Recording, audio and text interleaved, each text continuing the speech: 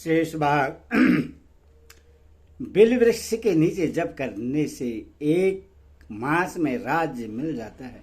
Bill वृक्ष के मूल, फल और पल्व की आहुति से भी मनुष्य राज्य प्राप्त कर लेता है। 1 मास तक कमल की 100 आहुति देने पर मनुष्य निष्कंटक राज्य प्राप्त करता है। साली चावल की लवसी की आहुति से ग्राम की प्राप्ति होती है। पीपल वृक्ष की संविधाओं से हवन करके मनुष्य युद्ध आदि में विजयी करता है। मंदार की संविधाओं से हवन करके सभी जगह विजय सिद्ध होती है। दुग्धा खीर से युक्त वेद के पुष्पों अथवा पत्रों से सप्ताह पर्यटन 100 आहुति देने से वृष्टि प्राप्त होती है। नाभि पर्यटन जल में खड़े रहकर 1 सप्ताह तक जप करने से वृष्टि होती है। जल में भस्म की 100 आहुति देने से महावृष्टि का निवारण हो जाता है। पलाश की संविधाओं से हवन करके मनुष्य बर्वतेज प्राप्त करता है और पलाश के पुष्पों से हवन द्वारा उससे समस्त अभिष्ट की प्राप्ति हो जाती है। मनुष्य दूध की आहुति देकर, मेधा तथा घी की आहुति देकर बुद्धि प्राप्त करता है। गायत्री मंत्र से अभिमंत्रित ब्राह्मी के रस का पान करने से मनुष्य को मेधा की प्राप्ति होती है। ब्राह्मी पुष्प से हवन से सुगंध तथा उसके तंतुओं के हवन से उसी के समान वस्त्र की प्राप्ति होती है। मधु में से लवण की आहुति देकर मनुष्य अभिष्ट को वश में कर लेता है। इसी प्रकार शहद से सिक्त किए गए बिल्व पुष्पों से हवन करने पर मनुष्य अपने इष्ट को वश में कर लेता है।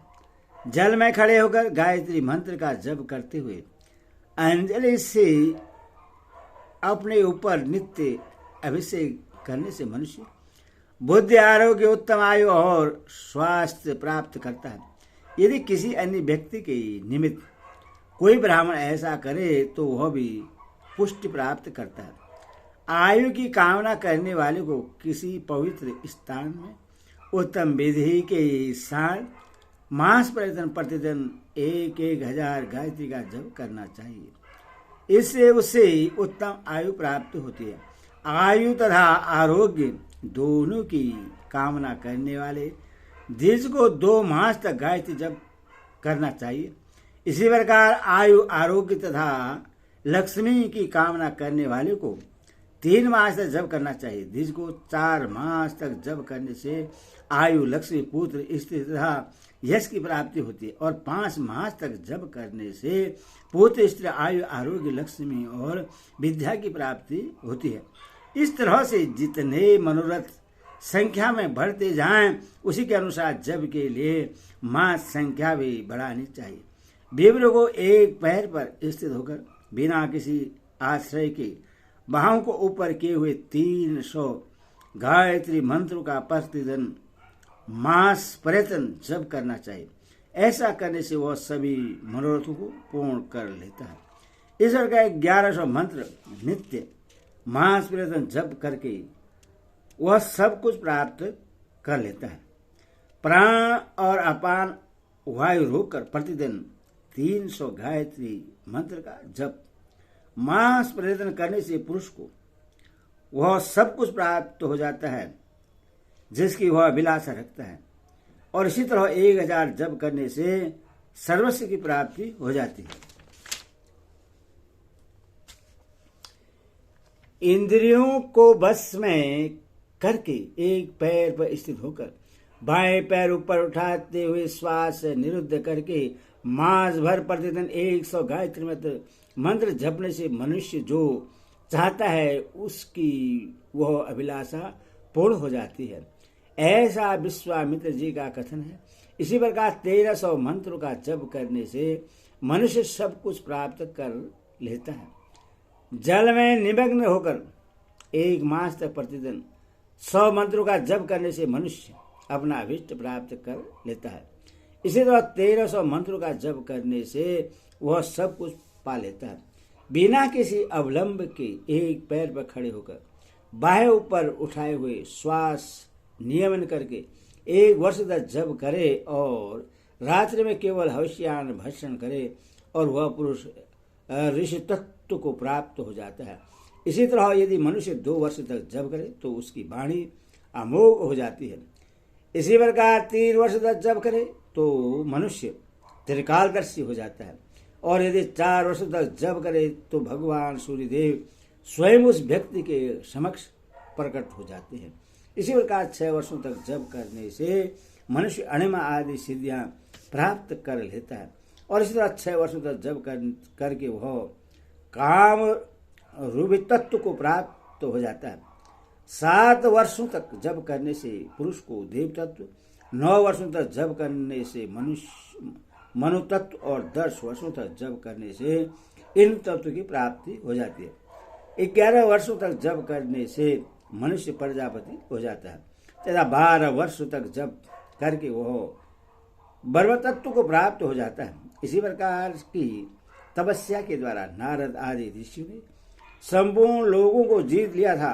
कुछ ऋषि केवल सा के आहार पर, कुछ फल पर, कुछ मूल पर और कुछ दूध के आहार पर रहते थे। कुछ ऋषिगण घी के आहार पर, कुछ सोमरस के आहार पर और अन्य ऋषि चेरू के आहार पर रहते थे। इस प्रकार कुछ ऋषि पूरे पक्ष भर केवल एक बार भोजन ग्रहण करते थे तथा कुछ ऋषि प्रतिदिन भिक्षान्न के आहार पर रहते थे और कुछ ऋषि हविष्यान्न ग्रहण करते हुए कठोर तपश्चर्या करते थे। जिसको चाहिए कि परिच्छन पातकों की शुद्धि के लिए 3000 गायत्री मंत्रों का जप करे। द्विजु में श्रेष्ठ पुरुष 1 महीने तक प्रतिदिन इस प्रकार जप करने से सुवर्ण की चोरी के पाप से मुक्त हो जाता है।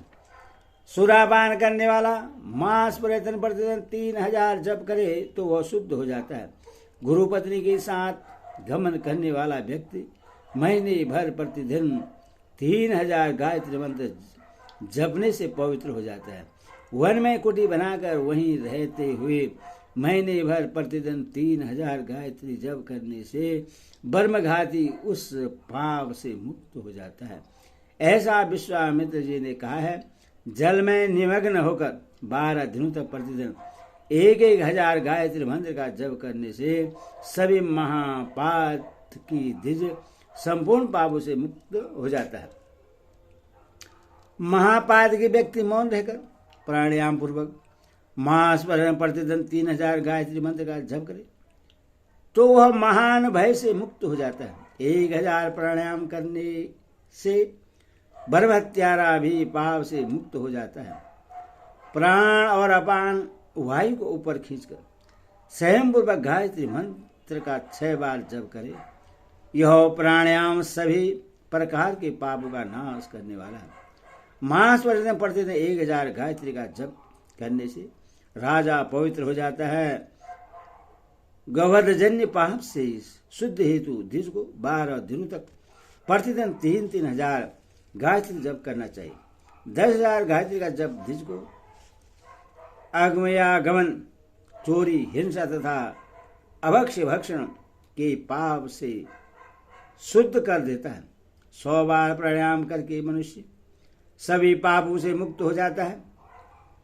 सभी प्रकार के मिले जुले पापों से शुद्धि के लिए प्रतिदिन 1 मास तक तस्वीरो ऋचा का 1000 जप वन में रहकर करना चाहिए। इसका 3000 जप उपवास के समक्ष होता है।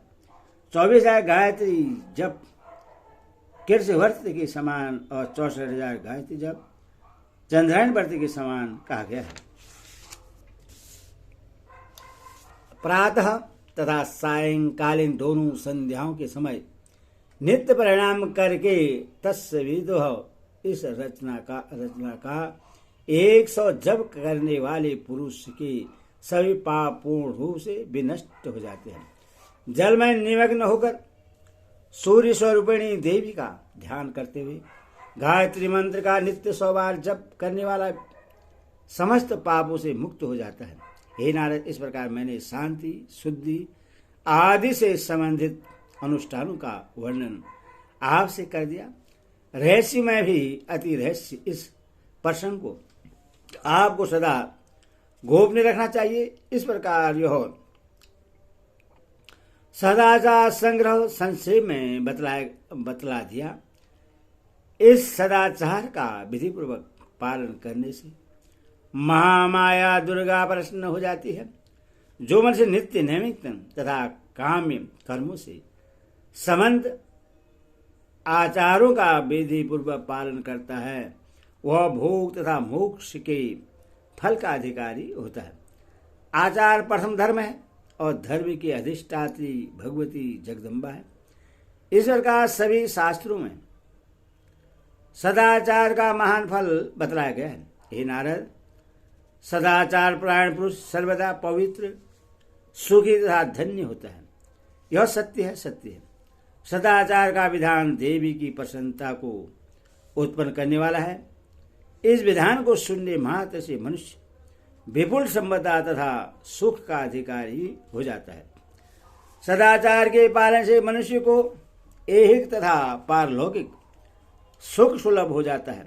उसी सदाचार का वर्णन मैंने आपसे किया है। नारद, अब आप और क्या सुनना चाहते हैं?